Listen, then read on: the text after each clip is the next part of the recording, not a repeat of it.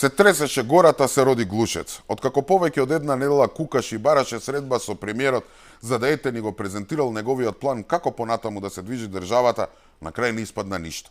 Замислете, после цела недела откако ја пумпаше јавноста дека ете имал некој план, тој излезе со политички памфлет. Што вели?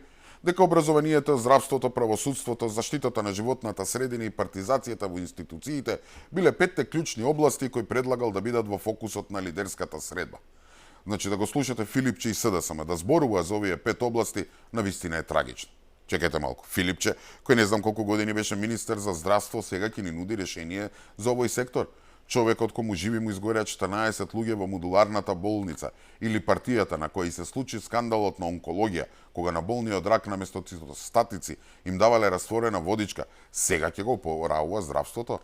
Партијата која ги остави учениците со години без учебници.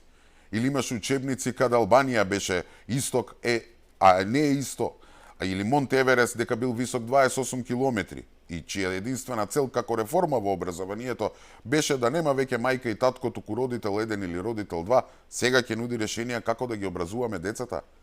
Човекот и партијата кој го доведоа судството и обвинителството до ова дно, кој го наполнија судскиот совет со своји партиски послушници од кои денес не можеме да се отарасиме, ќе ни зборува за реформи во правосудството.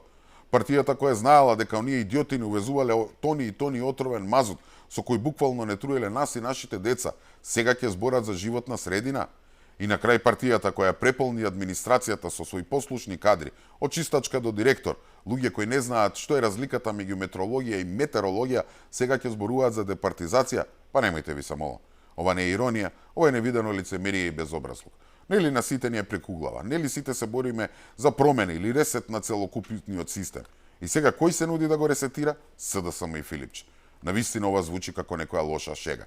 Не може истите луѓе кои го креирале и користеле тој трул систем сега да го поправаат.